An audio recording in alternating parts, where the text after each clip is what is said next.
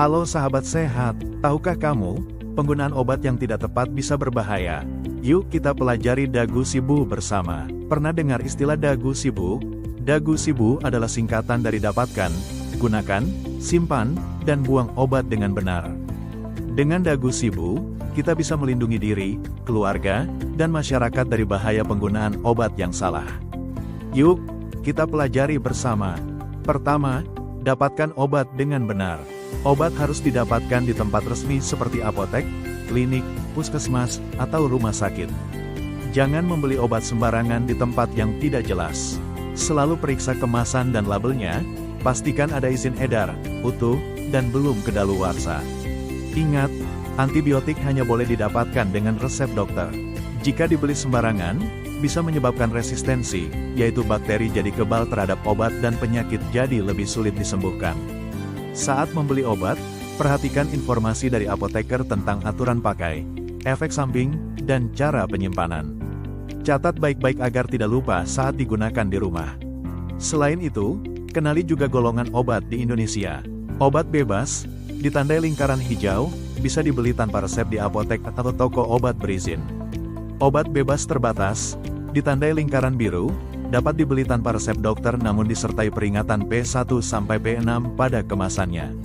Obat keras, ditandai lingkaran merah dengan huruf K, hanya boleh digunakan dengan resep dokter. Obat narkotika, memiliki simbol khusus, penggunaannya sangat diawasi karena risiko penyalahgunaan. Dengan mengetahui golongan obat dan membelinya di tempat resmi, kita bisa memastikan obat yang digunakan aman dan bermanfaat. Kedua, gunakan obat dengan benar. Kalian tahu gak sih, sebelum penggunaan obat, ada beberapa hal yang harus kalian perhatikan, yaitu dosis obat, aturan pakai obat, lama penggunaan obat. Dosis adalah jumlah obat yang dibutuhkan untuk mencapai efek yang diharapkan. Kemudian, aturan pakai obat berkaitan dengan frekuensi minum obat karena kandungan obat pada tubuh memiliki jangka waktu tertentu. Contohnya, jika diberikan obat antibiotik dengan aturan pakai 3 kali sehari 1 tablet, maka harus diminum tiap 8 jam sekali pada pagi, siang, dan malam. Yang ketiga, lama penggunaan adalah waktu yang dibutuhkan untuk mencapai efek pengobatan yang diharapkan. Perhatikan penggunaan obat jika kamu memiliki kondisi berikut, saat konsumsi antibiotik, selalu habiskan sesuai resep meskipun gejala sudah hilang. Menghentikan antibiotik terlalu cepat bisa membuat bakteri menjadi kebal dan menyebabkan resistensi. Jangan pernah berbagi obat dengan orang lain, karena obat yang cocok untuk Anda bisa berbahaya bagi orang lain.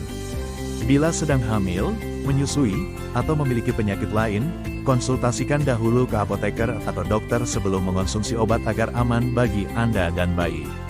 Hindari juga penggunaan obat ganda. Misalnya, Anda mendapat 2 resep berbeda yang ternyata memiliki kandungan obat yang sama.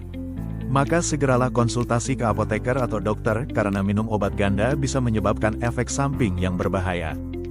Ketiga, simpan obat dengan benar. Jangan lupa simpan obat dengan cara yang tepat agar saat aktif obat tidak berubah dan stabil. Yang pertama, tempatkan obat pada kemasan aslinya. Yang kedua, label etiket yang tertera pada obat jangan dilepas kecuali sudah tidak digunakan. Yang ketiga, perhatikan dan ikuti aturan penyimpanan obat pada kemasan. Yang keempat, awasi obat dari jangkauan anak-anak. Dan yang kelima, jangan menyimpan obat pada tempat yang terkena sinar matahari langsung. Untuk obat khusus seperti supositoria, lakukan penyimpanan pada kulkas. Dan untuk obat seperti insulin, penyimpanan sebelum digunakan dapat disimpan pada kulkas.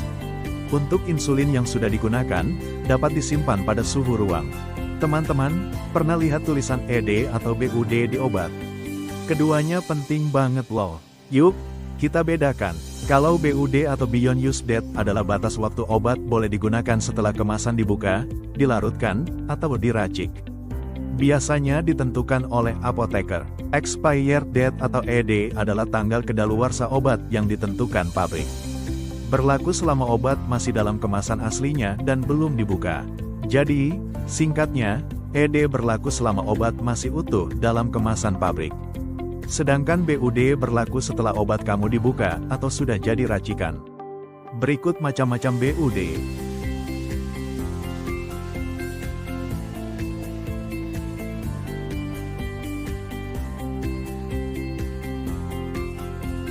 Yang terakhir, buang obat dengan benar.